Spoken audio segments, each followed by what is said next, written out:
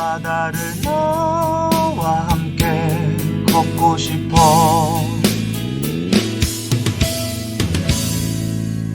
역사 밤바다.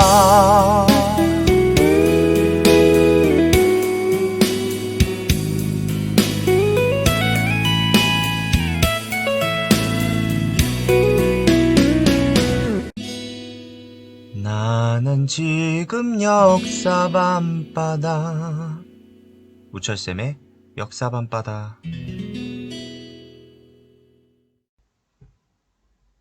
짜잔! 조선 후기의 사회변화. 이번 영상은 조선 후기의 사회변화에 대해서 배우겠습니다. 임진왜란, 병자호란, 이 두 전쟁은 조선의 땅을 못쓰게 만들었습니다. 그러자 조선 정부는 농업에 대한 정책을 발표합니다.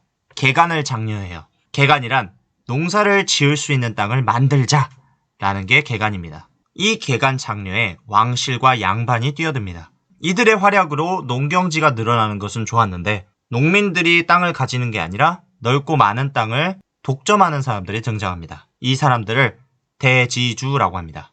큰 대자, 땅 지자, 큰 토지를 주인, 가진 사람이 등장했다. 그것을 대지주라고 합니다.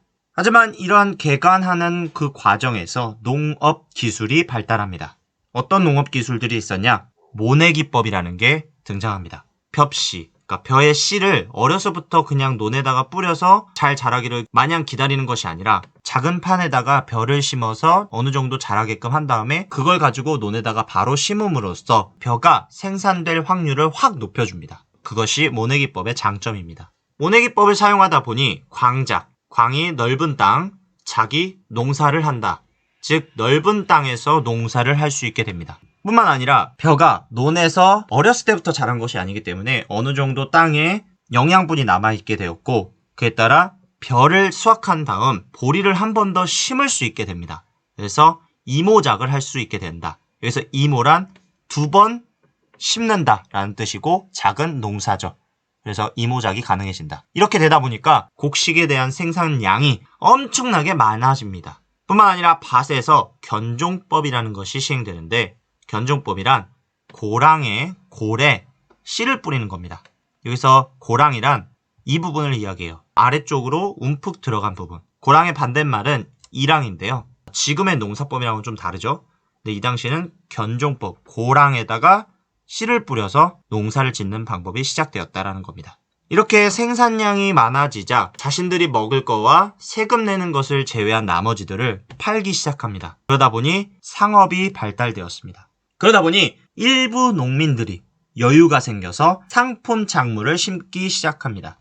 상품 작물이란 시장에 팔아서 이익을 챙길 수 있는 식물을 이야기해요. 상품 작물의 반대말은 사람이 먹는 데 필요한 곡식이라고 볼 수 있겠죠. 상품 작물로 예시로는 담뱃잎이라든지 녹차잎이라든지 면화라든지 사람이 먹기 위해서 농사를 짓는 것이 아니라 시장에다가 팔려고 농사를 짓는 것. 그게 상품 작물입니다. 이 상품 작물로 인해서 큰 이득을 챙기기 시작한 일부 농민들은 점차 부자 농민으로 성장하게 됩니다. 그러나 대다수의 농민들은 대지주에게 땅을 잃게 되고 땅을 잃은 농민들은 노비나 산적이나 노동자가 되고 맙니다. 그럼에도 불구하고 조선 후기 사회는 농업 생산력이 높아짐에 따라 도시의 인구가 많아지고 조선 정부는 대동법을 시행하여 점차 조선 후기에 상업이 발달하게 됩니다. 상업 발달하는 것은 아까도 얘기했지만 장시, 지금으로 시장이 발달했다는 얘기인데 그전까지는 시장이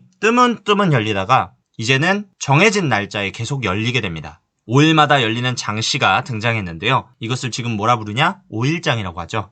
이렇게 장시가 시장이 정해진 날짜에 계속 열리다 보니 사람들의 경제 활동이 많아져 갔고요. 그에 따라 장시를 돌면서 장사하는 보따리 장수, 보부상의 활동이 활발해졌습니다. 오른쪽 위에 있는 그림과 같은 그런 상인을 보부상이라고 합니다. 뿐만 아니라 대규모로 활동하는 상업단체인 사상이 성장합니다. 사상이 발달한 그 스토리를 살펴보면요. 조선 정부가 상업이 발달하자 금난 정권을 폐지합니다. 여기서 난전이란 허락받지 않는 사람이 장사를 하거나 허락받지 않는 물건을 거래하는 것을 의미합니다. 이것을 금지하는 것이 금난 정권이에요.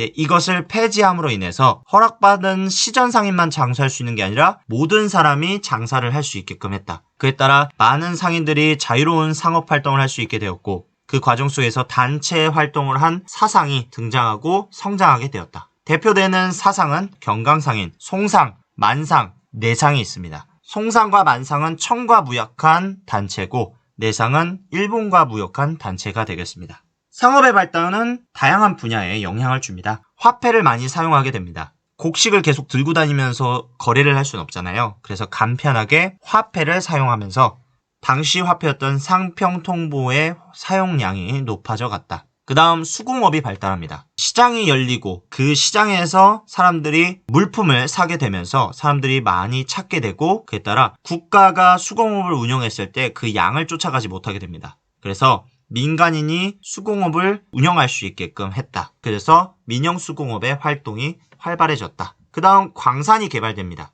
광산에서 나오는 광물들을 사람들이 많이 사다 보니까 민간 광산을 개발할 수 있도록 했고 대신 정부는 민간 광산을 개발할 경우 거기에서 그것에 대한 세금을 내게끔 했습니다. 그게 광세입니다. 어쨌든 광세를 내면서 민간인은 광산을 개발했고 거기서 나온 광물을 장시에 판매하면서 돈을 벌기 시작했습니다.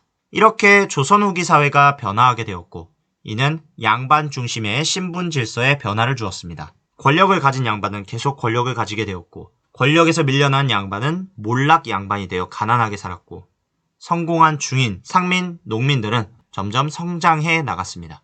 그러다 보니까 몰락 양반들은 가난하게 사는 것을 못 버텨 결국 성공한 중인, 상인, 농민에게 신분을 팔게 됩니다. 그래서 공명첩이라는 게 돌기 시작하는데 공명첩에 중인, 상인, 농민이 돈을 주고 자신의 이름을 쓰면 양반이 되거나 관직을 얻게 됩니다. 또는 양반에게서 족보를 사거나 양반의 족보로 위장하여서 자신들이 양반이 됩니다. 또한 노비들은 여러 방법을 통해 해방되기 시작했다. 그렇게 되자 조선 후기에는 양반의 수가 많아지게 되고 상인과 노비의 수가 줄어들게 되는 상황이 됩니다. 조선 후기의 변화 여기까지입니다. 우리는 다음 영상에서 See you again.